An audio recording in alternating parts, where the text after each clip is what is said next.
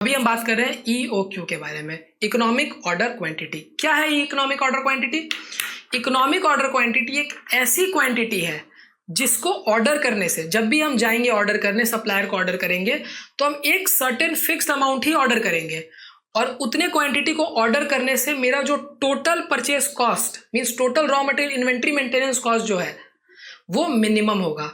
हम पूरे साल भर की अपनी रिक्वायरमेंट को देखेंगे और फिर ये डिटरमाइन करेंगे कि मैं कितनी क्वांटिटी हर बार मंगवाऊं जिससे मेरा total raw material inventory maintenance cost minimum हो। बट इसमें कुछ कुछ एजम्पशन लेने पड़ेंगे। क्या एजम्पशन है? सबसे पहला, annual consumption is known and constant. मेरे को पता है कि मैं एनुअली इतना ही कंज्यूम करने वाला हूं और वो कांस्टेंट है, वो चेंज नहीं होगा।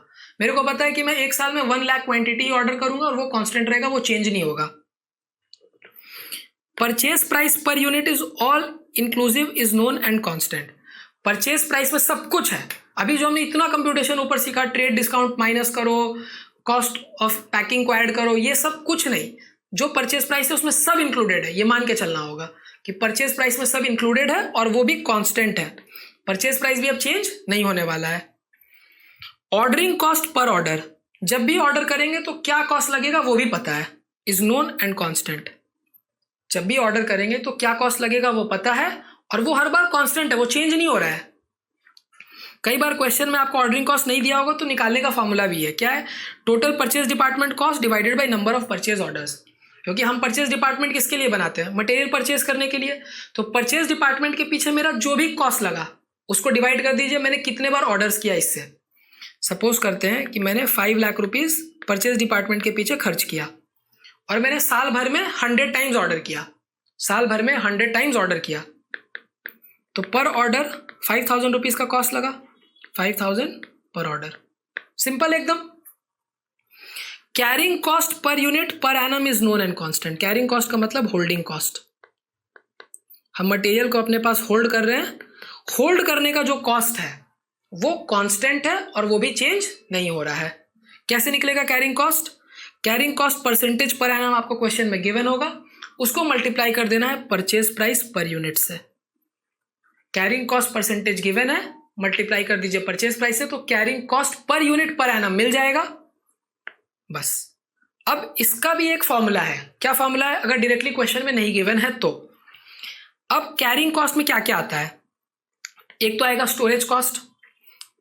बहुत बार हम क्या करते हैं, लोन लेते हैं तो लोन पे इंटरेस्ट देना पड़ता है। भैया आपने तो बोला था कि लोन का जो इंटरेस्ट होता है वो नहीं आता है, मटेरियल के कॉस्ट में नहीं आता है। उस समय हम मटेरियल कॉस्ट कंप्यूटेशन देख रहे थे। मटेरियल के कॉस्ट में जो लोन लिया वो नहीं आएगा, स्टोरिंग कॉस्ट में तो आएगा। तो अगर हमने कोई वर्किंग कैपिटल लिया है, वर्किंग कैपिटल लोन लिया है, तो उस पर जो इंटरेस्ट है वो स्टोरिंग कॉस्ट का पार्ट बनता है, मटेरियल कॉस्ट का पार्ट नहीं बनता है। कोई भी अपॉर्चुनिटी कॉस्ट है ऑन ओन इन्वेस्टमेंट, सेम वही बात, मटेरियल के कॉस्ट में अपॉर्चुनिटी कॉस्ट नहीं आता है लेकिन स्टोरिंग कॉस्ट में आएगा ये। ऑब्सोलेसेंस परसेंटेज, मेरे को पता है कि जनरली मैं जितना भी मटेरियल मंगा लूं 1-2% तो खराब होगा ही, तो वो भी कहाँ चला जाएगा? स्टोरिंग कॉस्ट में। तो स्टोरिंग कॉस्ट में क्या क्या है? एक तो स्टोरेज कॉस्ट है, मतलब टोटल कैरिंग कॉस्ट में क्या क्या है? स्टोरिंग कॉस्ट है, इंश्योरेंस कह रहा हूँ, इंटरेस्ट का कॉस्ट है, फिर हमारा ऑब्सोलेसेंस का अगर कोई परसेंटेज है तो वो लेना पड़ेगा, और साथ ही साथ अगर कोई अपॉर्चुनिटी कॉस्ट है तो वो लेना पड़ेगा। वापस से मटेरियल कैरिंग कॉस्ट में क्या क्या आता है? सबसे पहले स्टोरिंग का कॉस्ट आएगा, अगर कोई वर्किंग कैपिटल लोन ले रखा है तो उस पर जो इंटरेस्ट दिया है वो आएगा, फिर अपॉर्चुनिटी कॉस्ट अगर कोई है तो वो लेना है, ऑब्सोलेसेंस का कोई परसेंटेज है तो वो लेना है। सबको ऐड करके हमें मिलता है हमारा कैरिंग कॉस्ट परसेंटेज। और इस कैरिंग कॉस्ट परसेंटेज को जब हम परचेज प्राइस पर यूनिट के साथ मल्टीप्लाई कर देते हैं तो मेरे को मिल जाता है carrying cost per unit per annum. Simple एकदम। स्टोरेज कॉस्ट कैसे निकालना है? टोटल स्टोर्स डिपार्टमेंट को डिवाइड कर देना है वैल्यू ऑफ इन्वेंट्री से। स्टोर्स डिपार्टमेंट के पीछे क्या खर्चा लगा, divided by average inventory. Average inventory क्यों ले रहे हैं आगे समझ में आएगा। और फिफ्थ एजम्पशन हमारा no lead time. No lead time का मतलब है कि इमीडिएट डिलीवरी हो जाती है, there is no time lag in delivery.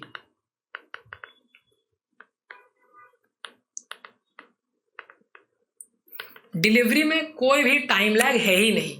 मैंने फोन किया, बोला भाई गुड्स भेज दो, 5 मिनट के अंदर गुड्स मेरे पास आ गया। ऐसा एजम्पशन लेना है कि कोई लीड टाइम नहीं है। और लीड टाइम नहीं है इसी के वजह से हम कोई ओपनिंग स्टॉक भी मेंटेन नहीं करते हैं, क्लोजिंग स्टॉक भी मेंटेन नहीं करते हैं। गुड्स आया, पूरा कंज्यूम किया, फिर ऑर्डर किया, आया, फिर कंज्यूम किया पूरा, फिर ऑर्डर किया। तो कोई ओपनिंग स्टॉक क्लोजिंग स्टॉक है ही नहीं हमारे पास, क्योंकि जब गुड्स पूरा खत्म होता है तभी मंगाते हैं, इसीलिए there is no closing stock. अब एवरेज इन्वेंट्री क्यों लिया, देखिए समझिए एकदम अच्छे से। ये फैक्ट्री है, इसमें गुड्स आ गया, ये मेरा प्रोडक्शन डिपार्टमेंट है, फैक्ट्री है, प्रोडक्शन डिपार्टमेंट है। जैसे ही हम कोई स्टॉक तो मेंटेन नहीं करते, अभी मैंने बताया कोई स्टॉक नहीं है मेरे पास। जैसे ही मेरे पास फैक्ट्री में गुड्स आया, मेरा स्टॉक हो गया इतना, मान लीजिए ये चार्ट है, मेरे पास इतना स्टॉक हो गया। अब क्या पूरा एक बार में प्रोडक्शन डिपार्टमेंट में जाएगा? नहीं जाएगा, थोड़ा थोड़ा करके बराबर जाते रहेगा। और क्या पूरा मेरे पास हर समय स्टोरेज में रहेगा, वेयर हाउस में पूरा रहेगा? नहीं, क्योंकि हर समय कुछ ना कुछ तो प्रोडक्शन में जा रहा है। तो हर समय पूरा स्टोरेज में भी नहीं है, पूरा प्रोडक्शन डिपार्टमेंट में भी नहीं है। सीधा समझिए, ये फैक्ट्री है, ये प्रोडक्शन डिपार्टमेंट है। गुड्स मेरे पास आ गया, तो क्या पूरा गुड्स वेयर हाउस में है? नहीं, पूरा गुड्स तो वेयर हाउस में नहीं है। क्या पूरा गुड्स प्रोडक्शन डिपार्टमेंट में है? प्रोडक्शन डिपार्टमेंट में भी नहीं है। जैसे जैसे प्रोडक्शन डिपार्टमेंट में काम बढ़ रहा है, गुड्स जाते जा रहा है, जाते जा रहा है, जाते जा रहा है। तो गुड्स जा रहा है, जा रहा है, जा रहा है, जा रहा है, जा रहा है, जा रहा है, जा रहा है, खत्म हो गया। ये पूरा साइकिल है। स्टार्टिंग में इतना था, एंडिंग के समय 0 हो गया। यही तो चल रहा है। कोई ओपनिंग स्टॉक क्लोजिंग स्टॉक तो है नहीं। स्टार्टिंग हुआ, गुड्स आ गया मेरे पास, स्टार्ट हो गया काम, तो यहां पर है। फिर खत्म हो गया तो हम एकदम एंडिंग पर है। तो हमारे पास हमने स्टोर कितना किया? पूरा तो स्टोरेज में नहीं है, पूरा प्रोडक्शन में भी नहीं है। तो कैसे पता चलेगा हमने स्टोर कितना किया? एवरेज स्टोर किया। इसीलिए हम ओपनिंग इन्वेंट्री हमारे पास क्या है, एकदम ध्यान से समझिएगा। ओपनिंग में मेरे पास क्या है? जितना मैं मंगाऊंगा, जितनी क्वांटिटी फोन करके उसको ऑर्डर दिया, पूरा तो वो ला के देगा मेरे को। मैंने उसको बोला कि भाई मेरे को 200 kg भेज दो, तो वो 200 kg मेरे पास आ गया। तो ओपनिंग इन्वेंट्री मेरे पास, मैंने जितना ऑर्डर किया उतना है, क्वांटिटी पर ऑर्डर। क्लोजिंग में मेरे पास क्या है? क्लोजिंग में मेरे पास कुछ भी नहीं है। क्लोजिंग इन्वेंट्री में मेरे पास कुछ भी नहीं है। तो एवरेज क्या होगा? Opening plus closing divide by 2। Opening है मेरा क्वांटिटी पर ऑर्डर, जितनी क्वांटिटी उससे मांगी, प्लस क्लोजिंग में 0 डिवाइड बाई 2। तो एवरेज इन्वेंट्री है quantity per order divided by 2। Clear एकदम? इसीलिए हम एवरेज इन्वेंट्री लेते हैं। क्यों? क्योंकि ना तो पूरा फैक्ट्री में है, ना पूरा प्रोडक्शन डिपार्टमेंट में है। हमारे पास हर समय स्टोर कितना है? एवरेज। अगर पूरा फैक्ट्री में ही रहेगा तो पूरा स्टोर करना पड़ा, अगर सब प्रोडक्शन डिपार्टमेंट में चला गया तो कुछ भी स्टोर नहीं करना पड़ा। स्टोर कितना करना पड़ रहा है? एवरेज करना पड़ रहा है ना, क्योंकि ना तो पूरा फैक्ट्री में है, ना पूरा स्टोर्स डिपार्टमेंट में है। पूरा फैक्ट्री में प्रोडक्शन भी नहीं हो रहा है, पूरा स्टोर्स डिपार्टमेंट में स्टोर भी नहीं है। धीरे धीरे धीरे धीरे फैक्ट्री से निकलता है, स्टोर्स डिपार्टमेंट में जा रहा है, जा रहा है, जा रहा है। तो हर समय हमारे पास स्टोर्ड कितना है? एवरेज अमाउंट स्टोर्ड है, इसीलिए हम एवरेज लेते हैं, quantity per order by 2। Clear एकदम? ओपनिंग में पूरा हमने मंगा लिया तो क्वांटिटी पर ऑर्डर आ गया, क्लोजिंग में कुछ भी नहीं है तो एवरेज निकल गया quantity per order plus 0/2, that is quantity per order upon 2। अब raw material inventory maintenance cost कैसे निकलेगा पूरे साल का? 3 कंपोनेंट है, एक तो है परचेज कॉस्ट, दूसरा है ऑर्डरिंग कॉस्ट और तीसरा है कैरिंग कॉस्ट। परचेज कॉस्ट कैसे निकलेगा? नॉर्मल है, वो तो एकदम ईजी है। मेरे को पूरे साल भर में कितनी रिक्वायरमेंट पड़ने वाली है, multiplied by purchase price per unit. पूरे साल भर में मेरे को 1 लाख kg लगने वाले हैं, 1 kg की कॉस्ट 10 रुपीज़ है, तो 1 लाख इंटू 10 वही मेरा परचेज कॉस्ट आ जाएगा। Annual consumption into purchase price per unit. फिर ऑर्डरिंग कॉस्ट। ऑर्डरिंग कॉस्ट कैसे निकालेंगे? नंबर ऑफ ऑर्डर्स, हम कितने ऑर्डर्स करने वाले हैं। और नंबर ऑफ ऑर्डर्स कैसे पता चलेगा? पूरे साल भर में कितनी रिक्वायरमेंट है, 1 लाख kg। हर बार जब ऑर्डर करता हूं तो 1000 kg मंगाता हूं। मेरे को पूरे साल भर में क्या रिक्वायरमेंट है? 1 लाख kg। जब भी ऑर्डर करता हूं तो 1000 kg मंगा लेता हूं। 1000 kg आ गए, मतलब 100 बार ऑर्डर करना पड़ेगा। तो ये 100 बार ऑर्डर कैसे पता चला? Annual consumption divided by quantity per order. मैं जब भी ऑर्डर करता हूं तो कितनी क्वांटिटी मंगाता हूं, multiplied by ordering cost per order. Multiply कर देंगे ऑर्डरिंग कॉस्ट पर ऑर्डर से, तो ये फॉर्मूला है नंबर ऑफ ऑर्डर्स का। नंबर ऑफ ऑर्डर्स कैसे पता चलेगा? Annual consumption divided by quantity per order. और टोटल कैरिंग कॉस्ट कैसे पता चलेगा? अभी बताया था, एवरेज इन्वेंट्री लेना है, क्योंकि कैरिंग कॉस्ट हमेशा एवरेज इन्वेंट्री पे लगेगा। हम स्टोर कितना कर रहे हैं, जितना गुड्स हम अपने पास स्टोर करेंगे उसी पे कैरिंग कॉस्ट लगेगा। हम पूरा तो गुड्स जितना मंगाते हैं उतना स्टोर नहीं करते हैं, एवरेज स्टोर करते हैं, क्योंकि हर समय प्रोडक्शन चल रहा है तो हमारे पास स्टोर्ड एवरेज ही है। तो average inventory into carrying cost per unit per annum. Average inventory का फॉर्मूला मैंने बताया, quantity per order divided by 2 multiplied by carrying cost per unit per annum, ये आ गया। अब ईओक्यू क्या है? ईओक्यू वो क्वांटिटी है जिसपे मेरा total raw material inventory maintenance cost सबसे मिनिमम है।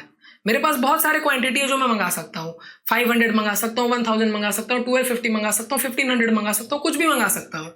लेकिन जिस क्वांटिटी पे मेरी कॉस्ट सबसे कम हो जाए excuse me, total raw material inventory maintenance cost सबसे मिनिमम हो जाए, वो मेरा होता है ईओक्यू। और ईओक्यू का फॉर्मूला है क्या? √2 AO अपॉन सी। इसमें ए क्या है? एनुअल कंजम्पशन, मैं साल भर में कितना कंजम्पशन करने वाला हूं। ओ है ऑर्डरिंग कॉस्ट और सी है carrying cost per unit per annum. कभी भी परसेंटेज नहीं लेना है, परसेंटेज हम नहीं लेंगे, हमेशा पर यूनिट पर एनम लेंगे।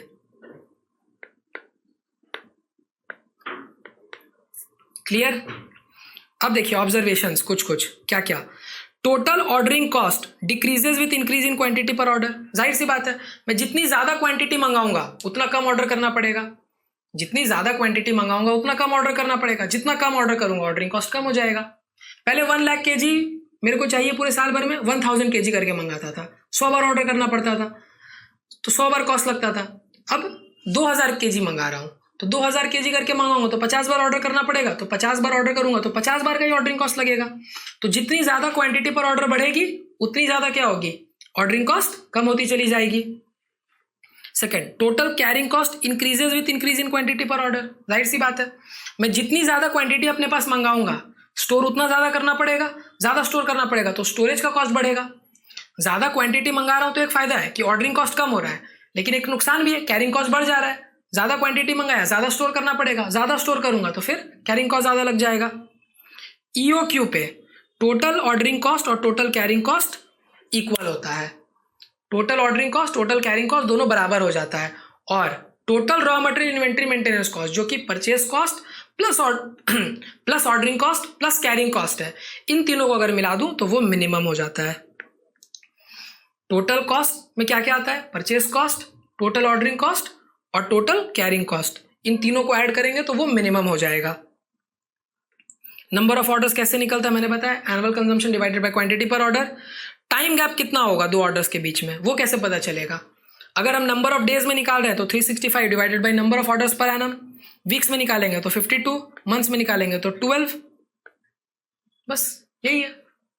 अगर डेज में निकालना है तो 365 days divided by number of orders, कितनी बार ऑर्डर कर रहा हूं। सपोज करता हूं कि मैं 10 ऑर्डर करता हूं पूरे साल भर में, 365 डेज है तो 365 अपॉन 10 मीन्स ऑलमोस्ट हर 36.5 डेज में ऑर्डर हो रहा है। मंथ वीक में निकालना है तो 52 से डिवाइड करेंगे 10 को, मतलब हर 5 वीक में एक ऑर्डर हो जाता है। और मंथ्स में निकालना है तो डिवाइड करेंगे 12 upon number of orders 10, that means 1.2 months में ऑर्डर होता है। ये तो एकदम लॉजिकल है, बताने जैसा भी नहीं है। अब evaluation of different quantity per order, अलग अलग क्वांटिटी मेरे पास है, इवैल्यूएट करना है। कैसे करेंगे? एकदम सिंपल सा रूल है, हर एक क्वांटिटी पर आप total raw material inventory maintenance cost निकाल लीजिए। हर एक क्वांटिटी पर total raw material inventory maintenance cost निकाल लीजिए, जिसपे सबसे मिनिमम आए वो आपका सबसे बेस्ट तरीका होगा। 3 होता है, एक तो जो आप करंट में फॉलो कर रहे हो, अभी जो आप फॉलो कर रहे हो, अभी आपको ईओक्यू का ज्ञान ही नहीं है, जो मना रहा है मंगा रहे हो, तो वो हो गया करंट। फिर हमारे जैसे कोई सीएमए आपके पास आए, वो आपको ईओक्यू के बारे में बताएं, तो फिर आप ईओक्यू मंगाना शुरू किए। तीसरा होता है सप्लायर्स ऑफर। सप्लायर ने आपको ऑफर दिया कि भाई साहब देखो, अगर तुम 5000 क्वांटिटी मेरे से एक बार में ले लोगे तो मैं तुमको 2% का डिस्काउंट दे दूंगा। तो इस केस में क्या होगा? परचेस प्राइस चेंज हो जाएगी। जब 5000 क्वांटिटी लेने पे सप्लायर 2% का डिस्काउंट दे रहा है तो परचेस प्राइस चेंज हो गई। अब इस परचेस प्राइस के चेंज होने के वजह से कुछ कॉस्ट में चेंज आ गया। तो हम तीनों केस को पहले एनालाइज करेंगे, तीनों में अपनी raw material inventory maintenance cost निकालेंगे। जहां पे मेरी raw material inventory maintenance cost सबसे कम आएगी हम उस ऑप्शन को सेलेक्ट कर लेंगे। एकदम सिंपल है। देखिए क्वेश्चन करेंगे, अपने आप समझ में आएगा। A company is buying a material in lots of 800 units which is a by monthly supply. By monthly supply का मतलब है हर 2 महीने में मैं ऑर्डर करता हूं, हर 2 महीने में ऑर्डर करता हूँ। तो मैं पूरे साल भर में कितने बार ऑर्डर्स करता हूँगा? 6 ऑर्डर करता हूँगा। हर 2 महीने में 1 बार मंगा रहा हूँ, तो 12/2 मतलब साल भर में 6 बार मंगाता हूँगा। और कितने यूनिट्स मंगा रहा हूँ? 800 यूनिट्स हर बार मंगा रहा हूँ, तो एनुअल कंजम्पशन पता चल जाएगा। 800 यूनिट्स और मैंने हर बार 6 ऑर्डर्स किए, तो 4800 यूनिट्स। क्लियर है? कैसे आया ये एनुअल कंजम्पशन? मैं 800 यूनिट्स मंगाता हूँ और हर 2 महीने में ऑर्डर करता हूँ। साल भर में 12 महीने होते हैं, हर 2 महीने में ऑर्डर किया मतलब 6 बार ऑर्डर किया, तो 800 इंटू 6 4800 ऑर्डर्स हुए, 4800 यूनिट्स। कॉस्ट पर यूनिट 50 है, ऑर्डरिंग कॉस्ट 100 है, inventory carrying cost is estimated to be 1/4 of the unit value. 1/4 of the unit value, 1/4 of the unit value, unit का मतलब 1 into 100, that is sorry unit value तो हमारी 1 नहीं है ना, unit value कितनी है? 50 रुपीज़। 1/4 ऑफ 50, 1/4 ऑफ 50 यार है 12.5। तो कैरिंग कॉस्ट हमारा क्या है? 12.5 पर यूनिट। 1/4 का मतलब सीधा सीधा 25%, तो आप परचेज प्राइस का 25% भी कर सकते हो, एक ही बात है। The general rate of return on investment is 5%। हाँ देखिए, इस क्वेश्चन में 2 चीजें गिवन है, एक तो मटेरियल स्टोरेज गिवन है और एक general rate of investment given है। तो हमारा ये जो स्टोरिंग कॉस्ट है, स्टोरिंग कॉस्ट कितना है? 25%, 1/4, और जनरल रेट ऑफ रिटर्न भी गिवन है 5%। तो कैरिंग कॉस्ट क्या होने वाला है? 30%।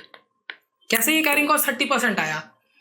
एक तो 25% आपका स्टोरिंग कॉस्ट है, 1/4 25%, और 5% जनरल रेट ऑफ रिटर्न है, तो कुल मिला के 25 + 5 30% आपका कैरिंग कॉस्ट है। सबसे पहले क्या निकालना है? Find the cost of maintaining inventory when current policy is applied. Current policy apply कर रहे हैं तब क्या इन्वेंट्री कॉस्ट लगेगा? चलिए रफ में करते हैं, फिर आप लोग तो रिवीजन है, आप समझ जाओगे। पहला करंट पॉलिसी,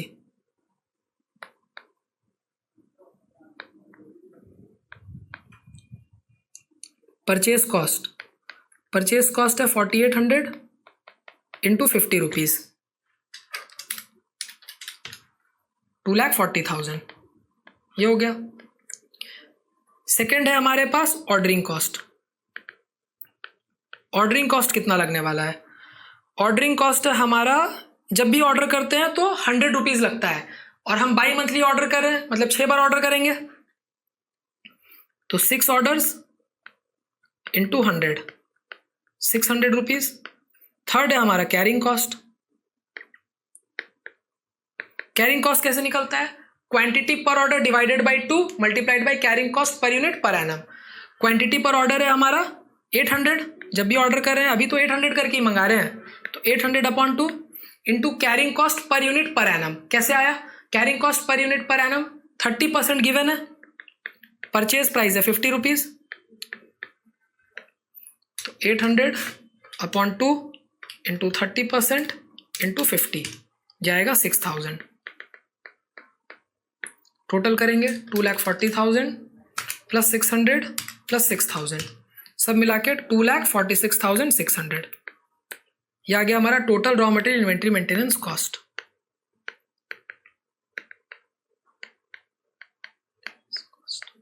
क्लियर एकदम? अब सेकंड ईओक्यू अप्लाई करते हैं।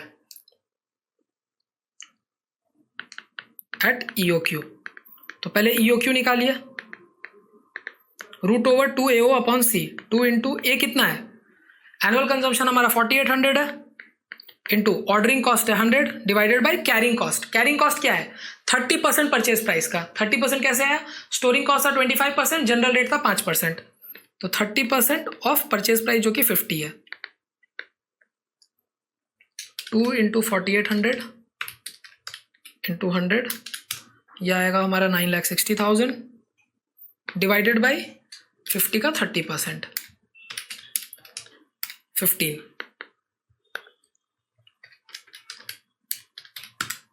The root 253 units approx.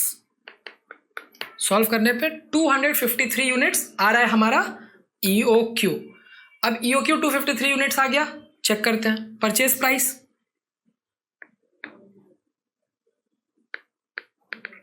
Purchase price क्या रहने वाला है? वो तो सेम ही रहेगा, 4800 यूनिट्स मंगाएंगे 253 मत कर दीजिएगा, यहाँ पे एनुअल देखना है। 4800 units multiplied by 50, 2,40,000 plus ordering cost. Ordering cost कैसे निकलेगा? सबसे पहले तो नंबर ऑफ ऑर्डर्स निकालना होगा। नंबर ऑफ ऑर्डर्स कैसे मिलेगा? पहले ये देखिए आपको कितने क्वांटिटी चाहिए, 4800 चाहिए। हर बार जब आप ऑर्डर करते हो तो आप 253 यूनिट्स ऑर्डर करते हो, तो नंबर ऑफ ऑर्डर्स कितने रहने वाले हैं? 4800 divided by 253, approximately 19 orders. 19 orders करेंगे, हर ऑर्डर का 100 रुपये लगता है, तो 1900 मेरे को देना पड़ेगा ऑर्डरिंग कॉस्ट। क्लियर है? हर बार मेरे को 253 यूनिट्स मंगाने हैं और मेरे को साल भर में 4800 यूनिट्स की रिक्वायरमेंट है। 1900 प्लस कैरिंग कॉस्ट। अब कैरिंग कॉस्ट कैसे आएगा? कैरिंग कॉस्ट हमारा, पहले कैरिंग कॉस्ट परसेंटेज निकालिए, 30% of 50 multiplied by carrying quantity per order divided by 2। Carrying cost per unit per annum multiplied by quantity per order upon 2। Quantity per order है 253 divided by 2, यह आएगा 50 का 30% multiplied by 253 divided by 2, वही 1897.5 approximately 1900। देखिए EOQ पे total ordering cost और total carrying cost same हो गया। यही हमारा ऑब्जर्वेशन था कि ईओक्यू पे टोटल ऑर्डरिंग कॉस्ट और टोटल कैरिंग कॉस्ट सेम होता है। तो 2,40,000 प्लस 1900 प्लस 1900, 2,43,800। अभी जब कर रहे हैं तो ऑर्डरिंग टोटल कॉस्ट क्या लग रहा है? 2,46,600। ईओक्यू पे हमारा कॉस्ट लगेगा 2,43,800। तो ये तो पता चल गया कि ईओक्यू बेनिफिशियल है। Third, is it admissible to order 1600 units every time if a price discount off 10% is received. अब सप्लायर ने डिस्काउंट दिया कि अगर तुम एक बार में 1600 यूनिट्स ले लोगे तो मैं तुमको 10% का परचेज प्राइस में डिस्काउंट दे दूंगा। ठीक है, देख लेते हैं इसमें भी raw material inventory maintenance cost क्या आ रही है। Part 3, suppliers discount.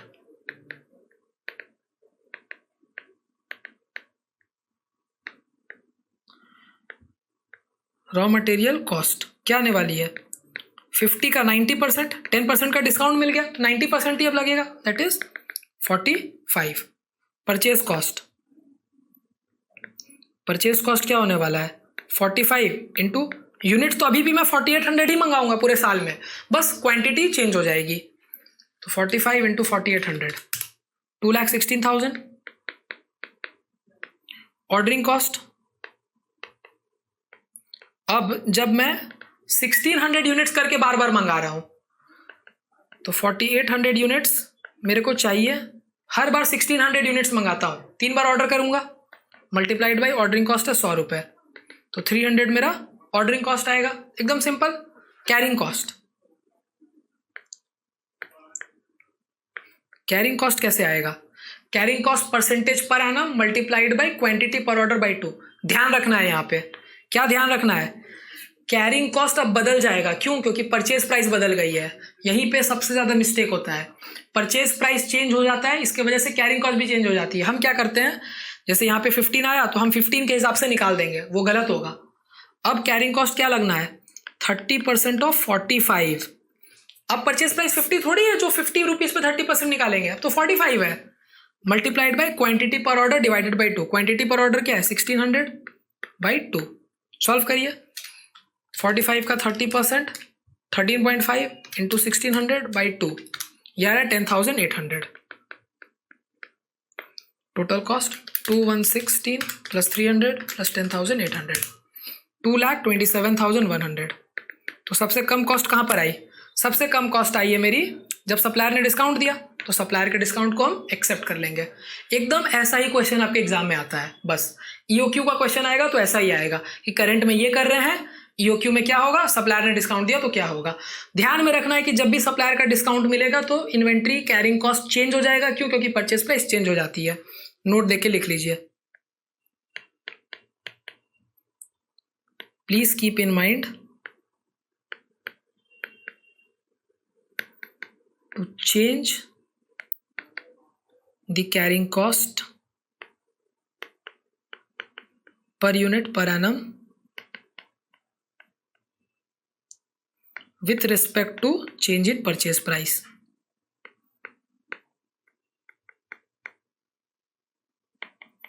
बस ईओक्यू में आपको इतना ही ध्यान में रखना है और कुछ ध्यान में नहीं रखना है।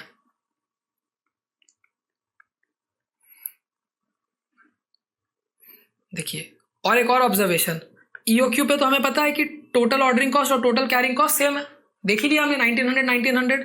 टोटल ऑर्डरिंग कॉस्ट कैसे आता है, annual consumption divided by quantity per order into ordering cost. Total carrying cost कैसे आता है, quantity per order divided by 2 into carrying cost. अब इसको इक्वेट करिए, क्यू को उधर भेज देते हैं, ये क्यू उधर चला जाएगा तो क्यू स्क्वायर, ये 2 उधर चला जाएगा तो 2 इंटू ए इंटू ओ हो गया, ये सी इधर नीचे डिवाइड हो जाएगा तो Q is equal to 2AO upon C. देखिए फॉर्मूला डिराइव हो गया, यही करना है, बहुत इजी फॉर्मूला है। Q को उधर भेज दिया तो Q स्क्वायर हो गया, C नीचे आ गया, 2 उधर ऊपर चला गया तो A और O पहले से ऊपर था, 2 ऊपर चला गया, 2AO, C नीचे आ गया, Q स्क्वायर है, स्क्वायर को उधर क्या स्क्वायर रूट हो गया, ये आ गया। अब EOQ पे टोटल ऑर्डरिंग कॉस्ट और टोटल कैरिंग कॉस्ट का एक फॉर्मूला है, TOC plus TCC is equal to root over 2AOC। AOC तीनों को मल्टीप्लाई करके 2 के साथ मल्टीप्लाई कर दीजिए, स्क्वायर रूट कर दीजिए, TOC प्लस TCC आ जाएगा। लेकिन ये सिर्फ EOQ पे, हमेशा at EOQ TOC plus TCC is equal to root over 2AOC, ये ध्यान में रखिएगा, सिर्फ EOQ पे। अगर आप किसी और क्वांटिटी पे चेक करोगे तो ये नहीं होगा, हमेशा EOQ पे ही TOC plus TCC is equal to root over 2AOC। अब इसके बाद आता है EOQ at different price levels. भैया आपने तो बताया था कि EOQ में एक एजम्पशन है कि प्राइस चेंज नहीं होता है, हाँ तो ये उसी का एक एक्सेप्शन है। यहाँ पे अलग अलग प्राइस है, जैसे कि अगर मैंने 100 क्वांटिटी से कम मंगाई, 100 से 500, 500 से 1000, 1000 से ऊपर, तो प्राइस चेंज होगा। सप्लायर के पास गया, सप्लायर देखिए एक रेट कार्ड दे दिया कि देख लो भैया अगर तुम ऐसे ऐसे लोगे तो हम ये प्राइस लगाएंगे, 100 क्वांटिटी से कम लोगे तो हम 10 रुपये लेंगे, 100 और 500 के बीच में लोगे तो हम 9 रुपये पर क्वांटिटी लेंगे, 500 से 1000 रुपये के बीच में लोगे तो 8 रुपये, और 1000 से ज़्यादा लोगे तो 7 रुपये। एनुअल कंजम्पशन है 2000, ऑर्डरिंग कॉस्ट है 150 और कैरिंग कॉस्ट है 20% पर एनम, 20% पर एनम। तो हमेशा याद रखना है कैरिंग कॉस्ट परचेज प्राइस पे होता है, जैसे जैसे आपका परचेज प्राइस चेंज होगा कैरिंग कॉस्ट भी चेंज हो जाएगा। तो जब भी EOQ विथ प्राइस लेवल्स आएगा तो आपको क्या ध्यान में रखना है, EOQ विथ प्राइस लेवल आएगा तो क्या ध्यान में रखना है, एकदम सिंपल सा एक ट्रिक बता दे रहा हूं। जो पहली वाली लिमिट है आपकी, जो ये लिमिट है सबसे कम वाली, इसमें आप कोई भी क्वांटिटी अपने मन से ले लो, लेस देन 100 का मतलब है 0 से 100 के बीच में, कोई भी क्वांटिटी 0 से 100 के बीच में ले लो, कोई भी जो आपको अच्छी लगे। बाकी सब में एकदम मिनिमम लेना है, 100, 500, 1000, ये सब क्या लेना है, ये आपका quantity per order. Quantity per order आपको क्या एज्यूम करना है, क्वांटिटी पर ऑर्डर आपको एज्यूम करना है, अगर लेस देन 100 है मींस पहली वाली जो भी लिमिट है उसमें कोई भी आर्बिट्री फिगर जो आपको अच्छा लगे आप ले लीजिए, सपोज करिए 50 ले लिया। अब इसके बाद क्या लेना है, जैसे 100 लेस देन 500 है तो जो सबसे मिनिमम है जैसे 100, नेक्स्ट में यहाँ सबसे मिनिमम 500, यहाँ पे सबसे मिनिमम है 1000। क्वांटिटी पर ऑर्डर ये 3-4 लिया और सब पे raw material inventory maintenance cost निकाला, जो भी कॉस्ट मींस जिस स्टेज पे भी कॉस्ट सबसे मिनिमम आएगी वो आपकी बेस्ट क्वांटिटी होगी। क्या बोला भैया, कुछ नहीं समझ में आया, कोई बात नहीं वापस से बताता हूँ। देखिए जब भी EOQ विथ प्राइस लेवल्स होगा क्या करना है, जो सबसे पहली वाली लिमिट है उसमें आप क्वांटिटी पर ऑर्डर कोई भी अपने मन से जो आपको अच्छी लगे आप ले लीजिए, कोई भी क्वांटिटी पर ऑर्डर जो आपको सबसे अच्छी लगी आप ले लीजिए पहले वाले पे, जैसे लेस देन 100 है 50 ले लिया। अब इसके सब्सिक्वेंट जितने भी लेवल्स हैं उसमें जो सबसे मिनिमम है वो लेना है, जैसे यहाँ पे 100 है तो 100 लिया, यहाँ 500 है 500 लिया, यहाँ 1000 मिनिमम है 1000 लिया। अब अलग अलग क्वांटिटी पर ऑर्डर है, सबके हिसाब से raw material inventory maintenance cost निकालिए, जैसे अभी हमने यहाँ पे इस क्वेश्चन में किया था। एक बार हमारी क्वांटिटी पर ऑर्डर 800 थी,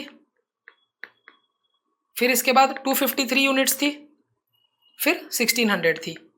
तीनों स्टेजेस में हमने raw material inventory maintenance cost निकाला, तीनों पे raw material inventory maintenance cost अलग अलग आई, सेम यहाँ पे भी वही करना है, तीनों स्टेजेस पे आप raw material inventory maintenance cost निकालिए। जितने भी स्टेजेस है सब में raw material inventory maintenance cost निकालिए। जिस स्टेज पे, जिस लेवल पे सबसे कम raw material inventory maintenance cost आएगी, बस आप उतनी क्वांटिटी आप ऑर्डर कर देना। देखिए, चलिए पहले पे 50 लिया, फिर 100 लिया, फिर 500 लिया, फिर 1000 लिया, बताया मैंने। एनुअल कंजम्पशन कितना है? 2000। तो जब भी मंगाऊंगा मीन्स टोटल मेरे को 2000 चाहिए। परचेज प्राइस पहले केस में 10 रुपीज है तो 2000 इंटू 10, सेकेंड में 9 हो गया तो 2000 इंटू 9 18,000, थर्ड केस में 8 रुपीज हो गया तो 16,000, फोर्थ केस में 7 के हिसाब से 14,000। कोई प्रॉब्लम नहीं है। ऑर्डरिंग कॉस्ट, ऑर्डरिंग कॉस्ट कैसे मिलेगा? Annual consumption divided by quantity per order. Number of orders निकालिए पहले, number of orders,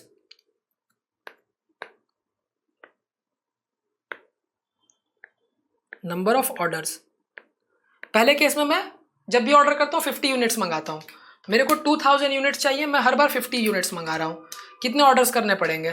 2000 divided by 50, 40 orders. Second case में 100 ऑर्डर्स, 100 यूनिट्स मंगाता हूँ, 2000 यूनिट्स चाहिए, हर बार ऑर्डर करूंगा 100 यूनिट्स मंगवाऊंगा, 20 ऑर्डर्स करने पड़ेंगे। थर्ड केस में 500 यूनिट्स, 2000 क्वांटिटी चाहिए, 500 मंगाता हूँ, जब भी मंगाता हूँ 4 बार ऑर्डर करने पड़ेंगे। और लास्ट केस में 1000 एंड अबव, मतलब 1000 यूनिट्स मंगाऊंगा, 2000 चाहिए, 1000 मंगा लिया तो 2 ही बार ऑर्डर करने पड़ेंगे।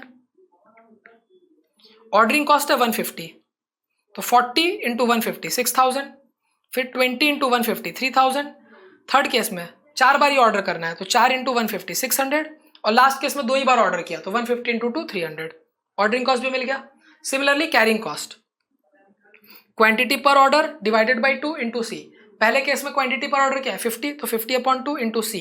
कैरिंग कॉस्ट है हमारा 20%, 20% इंटू 10 क्योंकि परचेज प्राइस 10 है। सेकेंड केस में 200 हो गई हमारी क्वांटिटी पर ऑर्डर, तो 100 अपॉन 2 इंटू 20% इंटू 9। क्यों? क्योंकि परचेज प्राइस चेंज तो कैरिंग कॉस्ट भी चेंज। थर्ड केस में क्वांटिटी पर ऑर्डर 500 है तो 500 upon 2 into 20% into purchase price 8 है तो 8। फोर्थ केस में 1000 अपॉन 2 क्योंकि क्वांटिटी 1000 है, multiplied by 20% multiplied by 7 purchase price. याद रखना है कि जब भी परचेज प्राइस चेंज होगा कैरिंग कॉस्ट भी बदल जाएगा। तो टोटल कॉस्ट आ गया हमारा तीनों केस में। सबसे मिनिमम कहां पर है? सबसे मिनिमम है जब मैं 1000 अबव क्वांटिटी चूज करता हूं, तो वही चूज करूंगा। जिस पॉइंट पे मेरी टोटल इन्वेंट्री मेंटेनेंस कॉस्ट सबसे मिनिमम आएगी वो लेना है बस। The most economic range is 1000 and above as the total cost is least. Clear? चलिए, वेरी गुड। तो ये क्वेश्चन आपको अपने से ट्राई करना है, बहुत इजी क्वेश्चन है एकदम, वही ध्यान में रखना है। जैसे लेस देन 250 है, कोई भी आर्बिट्री फिगर अपने से ले लीजिए 125, बाकी सब में क्या करना है जो मिनिमम है, जैसे 250, फिर 800, फिर 2000, फिर 4000। ये आपका हो गया क्वांटिटी पर ऑर्डर। अब हर केस में आपको raw material inventory maintenance cost निकालना है, जिसपे सबसे मिनिमम होगा वो आपका करेक्ट आंसर होगा। सिंपल। चलिए नेक्स्ट टॉपिक पे आ जाइए, EOQ विद सेफ्टी स्टॉक। भैया सेफ्टी स्टॉक क्या होता है?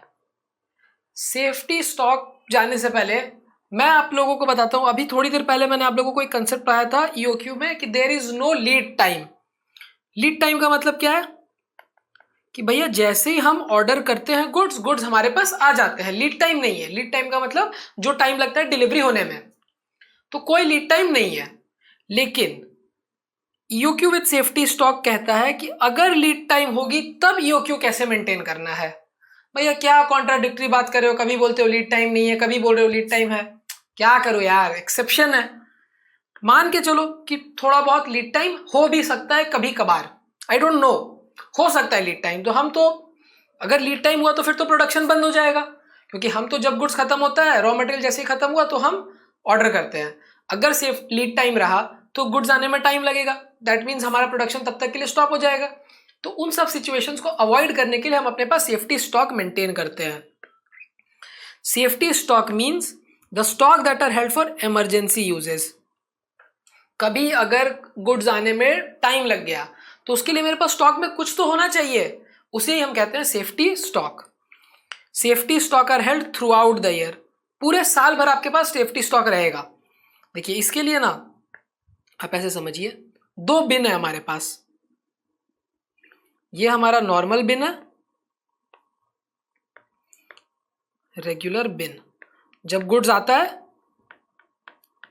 गुड्स आया, हमने इसमें जो गुड्स आया डाल दिया। एक बिन होता है हमारे पास दूसरा, ये होता है सेफ्टी स्टॉक। कई बार मान लीजिए इन केस कभी इस रेगुलर बिन में गुड्स खत्म हो गया, पूरा खत्म हो गया, अब गुड्स आने में भी टाइम लग रहा है, तो क्या करेंगे, तो हम ये बॉक्स पूरा भर के रखते हैं कि कभी बाई चांस अगर हमारे पास रेगुलर बिन खाली हो जाए, गुड्स नहीं आ पाए, तो इस सेफ्टी स्टॉक में से निकाल के हम गुड्स यहां डाल देते हैं। और जैसे ही हमारे पास गुड्स आ जाता है वापस, जैसे ही हमारे पास गुड्स आ गया वापस, हम सबसे पहले क्या करेंगे, इसको भर देंगे वापस, इसको पूरा भर देंगे, फिल इट कंप्लीटली, और जो बचेगा उसको फिर इसमें डालेंगे। क्लियर हुआ? क्या हुआ सिचुएशन, हमारे पास गुड्स खत्म हो गया, गुड्स आने में टाइम लग रहा था, तो सेफ्टी स्टॉक से मैंने गुड्स निकाल के इसमें डाल दिया। फिर जब गुड्स आया तो जितना गुड्स मैंने निकाला, जितना निकाला उतना वापस डाल देंगे, उतना वापस डाल दिया, और जो रिमेनिंग पोर्शन है वो रेगुलर बिन में चला गया। तो सेफ्टी स्टॉक हमेशा भरा हुआ रहेगा, सेफ्टी स्टॉक हमेशा भरा हुआ रहेगा, क्योंकि जैसे ही इसमें से गुड्स निकालते हैं वैसे ही गुड्स आते ही इसको कंप्लीटली फिल कर देते हैं। रेगुलर बिन में क्या होता है, एक बार फिल हो गया, फिर धीरे धीरे धीरे धीरे खाली होगा, फिर जब पूरा खाली हो जाएगा तब फिल होगा। लेकिन सेफ्टी स्टॉक में ऐसा नहीं है, सेफ्टी स्टॉक हर समय पूरा ही भरा रहेगा, थोड़ा गुड्स निकला वापस डाल दिया, थोड़ा निकला वापस डाल दिया, तो ये हमेशा कंप्लीटली फिल रहता है। तो इन केस अगर हमारे पास सेफ्टी स्टॉक है तो ईओक्यू कैसे निकालना है, ईओक्यू जैसे निकालते हैं वैसे ही निकालेंगे। एक एक्स्ट्रा चीज आ जाएगी, क्या, ये सेफ्टी स्टॉक को बस हम होल्ड करते हैं, ये हमारे पास रहता है, कभी अगर बहुत बुरा सिचुएशन हो गया, इमरजेंसी आ गई, तब हम इसमें से गुड्स निकालेंगे और जैसे ही गुड्स आएगा वापस भर भी देंगे। तो सेफ्टी स्टॉक को हम क्या करते हैं, होल्ड करते हैं, तो इसमें हमारा होल्डिंग कॉस्ट लगता है। जैसे ईओक्यू में जो 3 खर्चे लग रहे थे, रॉ मटेरियल परचेस कॉस्ट लगेगा ही, परचेस तो हम ईओक्यू के हिसाब से ही करते हैं। अगर सेफ्टी स्टॉक में से निकला तो पहले ईओक्यू से सेफ्टी स्टॉक में गया, और फिर जो रिमेनिंग पोर्शन बचा वो रेगुलर बिन में गया। मंगाएंगे तो हम उतना ही जितना हम नॉर्मली मंगाते हैं। इन केस सेफ्टी स्टॉक से थोड़ा बहुत यूज हुआ तो वापस क्या करेंगे, सेफ्टी स्टॉक से निकाल के रेगुलर बिन में डालेंगे, और फिर जैसे ही गुड्स आएगा वापस सेफ्टी स्टॉक को भर देंगे। ये फॉलो करते हैं। अब क्या होगा, तो हमारा जो खर्चा है, जैसे raw material purchase cost same रहेगा, परचेस कॉस्ट तो जो जैसा था वैसा ही रहेगा, ऑर्डरिंग कॉस्ट वैसा का वैसा ही रहेगा, कोई चीज नहीं है, कैरिंग कॉस्ट भी वैसा का वैसा ही रहेगा रेगुलर बिन के लिए। एक्स्ट्रा में क्या आएगा, एक्स्ट्रा में सिर्फ आएगा ये जो सेफ्टी स्टॉक है, सेफ्टी स्टॉक का जो बिन है, इसका होल्डिंग कॉस्ट, बस।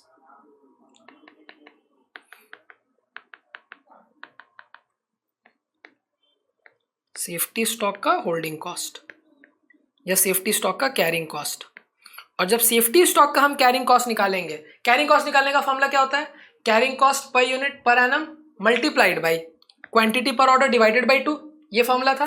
क्वांटिटी पर ऑर्डर बाई 2 क्यों कर रहे थे, क्योंकि हर समय ये जो रेगुलर बिन है एक बार कंप्लीटली फिल होता है, फिर निकलते निकलते निकलते कंप्लीटली खाली हो जाता है। लेकिन सेफ्टी स्टॉक तो हर समय पूरा भरा हुआ है, तो सेफ्टी स्टॉक पे कोई एवरेज नहीं निकालेंगे। क्यों, क्योंकि सेफ्टी स्टॉक हर समय पूरा भरा हुआ है। ये चीज समझ रहे हो आप। रेगुलर बिन में मैंने आपको बताया था क्या हुआ, पहले गुड्स आया, भर गया पूरा बिन, फिर पूरा खाली हो गया, तो इसका एवरेज लेते थे। लेकिन सेफ्टी स्टॉक तो हर समय पूरा भरा हुआ है, वो तो हर समय पूरा ही भरा हुआ है, कभी खाली हो ही नहीं रहा है। थोड़ा सा निकालते हैं वापस डाल देते हैं, थोड़ा निकालते हैं वापस डाल देते हैं, तो वो हर समय कंप्लीटली फिल्ड है। तो उसमें जो कैरिंग कॉस्ट आएगा वो पूरे क्वांटिटी पे आएगा, पूरे क्वांटिटी पे। ये प्योर नहीं है, पूरे क्वांटिटी पर है, means complete quantity, complete quantity. यहां पे अपने Q/2 नहीं करते, यहां पे जितनी क्वांटिटी होगी सेफ्टी स्टॉक की उसको सीधा मल्टीप्लाई कर देंगे carrying cost per unit per annum के साथ। देखिए सेफ्टी स्टॉक का फॉर्मूला, लीड टाइम, कितने दिन का लीड टाइम है, मीन्स मैं एक आइडिया लगाता हूं कि कितना मैक्सिमम लग सकता है गुड्स आने में, अगर सिचुएशन खराब रही तो कितना टाइम लग सकता है। Lead time into average rate of consumption per day, मैं हर रोज कितना यूनिट्स कंज्यूम कर रहा हूं।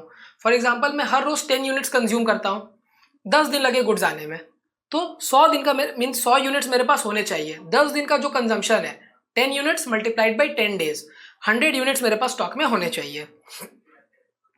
कैरिंग कॉस्ट कैसे निकलेगा? Safety stock quantity into carrying cost per unit per annum. यहाँ पे कोई डिवाइड बाई 2 नहीं करना है। क्यों? क्योंकि जो सेफ्टी स्टॉक है वो पूरा हर समय फिल्ड है, कभी भी हो ही नहीं रहा है कि उसमें से गुड्स निकल रहा है, वो हर समय कंप्लीटली फिल्ड है, इसलिए कोई एवरेज का चक्कर ही नहीं है यहाँ पे। और आप एवरेज भी देखो, ये हुआ ओपनिंग, ये हुआ क्लोजिंग, ओपनिंग में भी भरा हुआ, क्लोजिंग में भी भरा हुआ, तो एवरेज क्या आएगा? पूरा ही तो आएगा। सपोज करिए ओपनिंग में पूरा क्वांटिटी है, क्लोजिंग में भी पूरी क्वांटिटी है, तो एवरेज क्या आना है? Quantity plus quantity divided by 2, तो 2 क्वांटिटी डिवाइडेड बाई 2 क्वांटिटी आएगी, क्योंकि हर समय पूरा फिल्ड है तो एवरेज भी पूरा ही रहेगा। 2 बिन सिस्टम, यही मैं आपको बता रहा था, 2 बिन सिस्टम, एक रेगुलर बिन है, एक सेफ्टी स्टॉक का बिन है। तो नॉर्मली क्या होता है, रेगुलर बिन में से गुड्स निकलता है, प्रोडक्शन में जाता है, कंप्लीटली खाली होता है, फिर वापस भर जाता है। इन केस कभी रेगुलर बिन खाली हो गया, गुड्स नहीं आ पा रहा है, तो हम सेफ्टी स्टॉक में से निकाल के यहाँ गुड्स डालते हैं, और जैसे ही हमारा गुड्स आ जाता है वापस से हम सेफ्टी स्टॉक में डाल देते हैं सामान। तो सेफ्टी स्टॉक हर समय पूरा फिल रहता है, कभी भी ऐसा नहीं होता कि सेफ्टी स्टॉक खाली हुआ है। There will be no stock at the end. कहां पर? रेगुलर बिन में, ये रेगुलर बिन की बात कर रहा है। और ईओक्यू जो हम निकालते हैं वो भी हम रेगुलर बिन के लिए ही निकालते हैं। EOQ is always computed for the regular bin. Safety stock के लिए कोई ईओक्यू नहीं है। क्यों? क्योंकि सेफ्टी स्टॉक में तो एक क्वांटिटी फिक्स्ड है, पता चल गया ना कि कितना लीड टाइम है, जितना भी लीड टाइम है उतने का कंजम्पशन का अपने पास क्वांटिटी रखो, वही रहेगा सेफ्टी स्टॉक में, उसके लिए कोई ईओक्यू नहीं निकालना है। EOQ assume that there is no lead time. EOQ में तो एजम्पशन लिया आपने कि कोई लीड टाइम नहीं है, लेकिन by chance if lead time exist it is handled through a separate bin where safety stock is maintained. In case कभी अगर ऐसा हो गया कि लीड टाइम है तो अपने सेफ्टी स्टॉक से उसको मैनेज करेंगे। ईओक्यू हमेशा रेगुलर स्टॉक के लिए है, और ईओक्यू में जैसे ही क्लोजिंग स्टॉक 0 होगा फिर हम फिल करेंगे, बट सेफ्टी स्टॉक में जैसे होता है वैसे ही होगा। तो पूरा केस क्या है? Raw material inventory maintenance cost में परचेस कॉस्ट आया, annual consumption into purchase price. Total ordering cost कैसे आएगा? Total ordering cost annual consumption divided by quantity per order multiplied by ordering cost per order. Carrying cost कैसे निकलता है? Quantity per order divided by 2 into carrying cost. और safety stock के लिए जो carrying cost निकलेगा वो कैसे निकलेगा? Safety stock multiplied by carrying cost per unit per annum. यहाँ पे कोई डिवाइड बाय 2 नहीं हो रहा है। क्यों? क्योंकि सेफ्टी स्टॉक हमेशा पूरा मेंटेन्ड होता है, कभी भी वो ऐसा नहीं होगा कि पूरा रहेगा फिर खाली हो जाएगा, हर समय पूरा फिल्ड रहता है, इसलिए। आइए क्वेश्चन देखते हैं। लीड टाइम है 15 डेज का, एनुअल कंजम्पशन है 30,000 kg एट द रेट 20 पर kg। भैया अब मेरे को कैसे पता चलेगा एक दिन का कंजम्पशन क्या है? एनुअल कंजम्पशन जो 30,000 kg है, यहां से मैं निकाल सकता हूं एक दिन का कंजम्पशन। सपोज करते हैं कि 365 डेज ही एज्यूम कर लेते हैं, एज्यूम 365 डेज, तो एक दिन का कंजम्पशन क्या आएगा? एवरेज कंजम्पशन 30,000 बाई 365, 30,000 बाई 365 यार 82.19, 82 यूनिट्स मानते हैं अप्रॉक्स। अब मेरे को लीड टाइम है 15 डेज, तो सेफ्टी स्टॉक क्या होगा? सेफ्टी स्टॉक जो भी लीड टाइम आप कंज्यूम करने वाले हो, एक दिन में आप कंज्यूम करते हो 82 यूनिट्स, लीड टाइम है 15 डेज, तो 82 यूनिट्स 15 दिन के हिसाब से 1230 यूनिट्स, तो मैं 1230 यूनिट्स अपने पास स्टॉक में रखूंगा। Simple.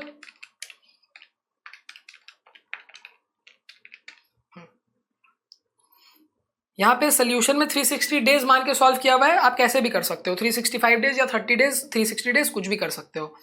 Find EOQ and total inventory cost if safety stock is kept. चलिए करते हैं। सबसे पहले ईओक्यू निकालते हैं। ईओक्यू का formula √/2 AO upon C। 2 annual consumption है 30,000। ऑर्डरिंग कॉस्ट हमारा क्या है? ऑर्डरिंग कॉस्ट है हमारा 30।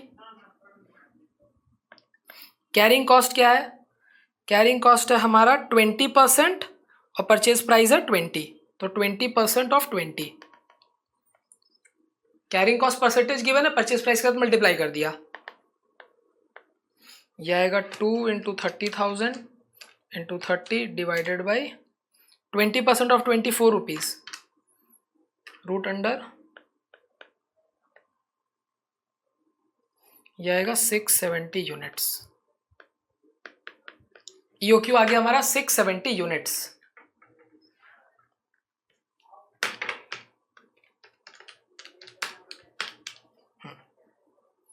सिक्स 670 यूनिट्स EOQ आ गया। फिर हमें निकालना है टोटल इन्वेंट्री कॉस्ट। तो टोटल इन्वेंट्री कॉस्ट में अब 4 चीजें हैं। सबसे पहला तो total inventory cost. Total inventory cost में सबसे पहले परचेस कॉस्ट। कैसे निकलेगा purchase cost? Annual consumption into purchase price. Annual consumption है 30,000 kg, परचेस प्राइस है 20 rupees. 30,000 into 20, 6 lakh rupees. Purchase cost के बाद आएगा ऑर्डरिंग कॉस्ट।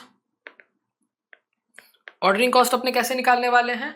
कितने क्वांटिटी, पहले हम देखेंगे कि कितने टाइम्स हम ऑर्डर करेंगे। वो कैसे मिलेगा? Annual consumption divided by quantity per order multiplied by ordering cost. Annual consumption है 30,000। हम जब भी ऑर्डर करते हैं 670 यूनिट्स ऑर्डर करते हैं और ऑर्डरिंग कॉस्ट है हमारा 30 rupees. 30,000 into 30 divided by 670, 1343.28, approximately 1343। Third carrying cost. देखिएगा EOQ पे ऑर्डरिंग कॉस्ट और कैरिंग कॉस्ट सेम आना चाहिए। कैरिंग कॉस्ट का formula quantity per order divided by 2 multiplied by carrying cost per unit per annum, Q/2 into C।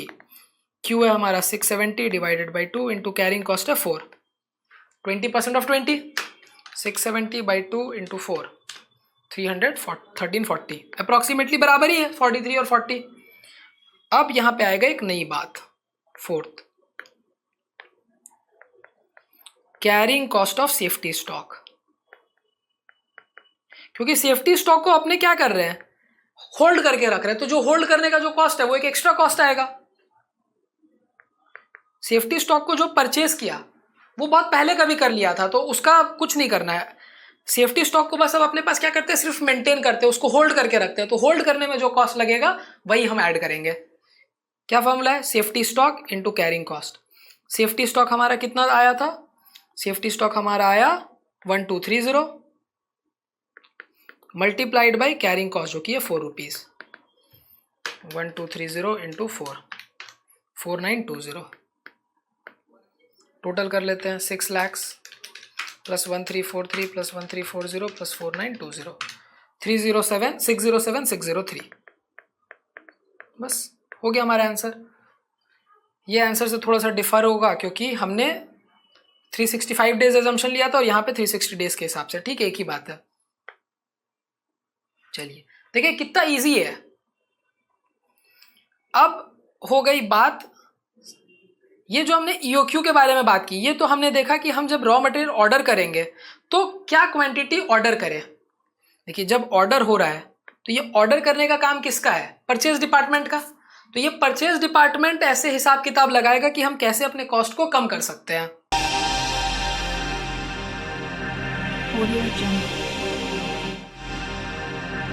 Audio Jungle.